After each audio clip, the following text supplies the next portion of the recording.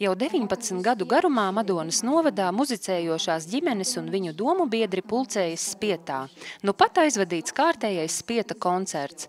Pretēji tam, ka daudz viet Latvijā šī savulaik tik populārā kustība ir apsīkusi, Madonas pusē tā joprojām turpinās, lielā mērā pateicoties Spieta kustības entuziastei un, kā viņu dēvē daudzi spietotāji, krustmātei, mūzikas skolotājai Anitai Kļaviņai, kura uzsver, ka Spieta koncerti tie ir svētki dziesmai un dejai.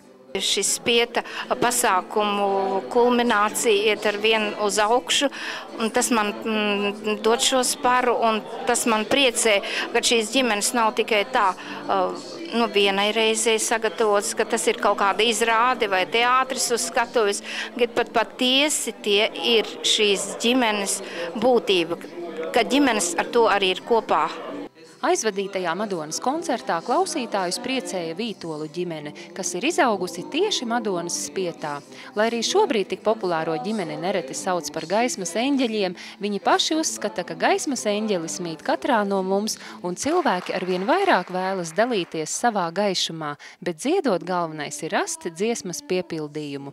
Tas ir Vītolu ceļš, caur dziesmu atvērt gaismu, sauli un eņģeli katrā sirdī. Ar kādu izjūtu sirdī jūs dodaties uz koncertiem pie cilvēkiem dziedāt savas dziesmas? Pirmkārt, mēs noskaņojamies uz tādu kopīgu, tiešām kopīgu notikumu, uz kopīgu būšanu. Un vismaz es iekšēji atveros un sajūtu to dziesmu un sajūtu to, ko es patiešām gribu pateikt cilvēkiem. Un eju ar tiešām lielu motivāciju. Un it sevišķi tad, ja es redzu, ka cilvēkiem tas ir vajadzīgs un viņi atveras un tad arī tā motivācija ir, ja redz to un jūt no skatītāja puses. Runājot par būšanu kopā, tas ir nevis tikai būšana pašiem kopā kā ģimenei, bet būšana kopā ar visiem tiem cilvēkiem. Mēģināšana, atvērties viņiem un sajusties kā, viens vesels ar viņiem. Kad vienai no Kuplās Beitiku ģimenes atvesēm bija gadiņš, arī šī ģimene uzsāka savu dziesmu Madonas Spietā.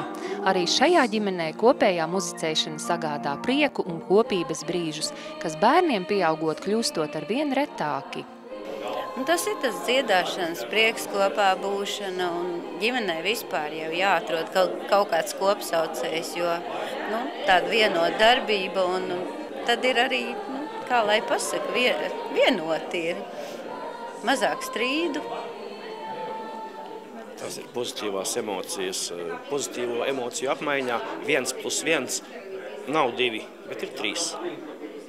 Atbalstīt muzicējošās ģimenes bija ieradušies vietējie dejotāji, gan tautas deju kolektīvs Jaunība no Jelgavas.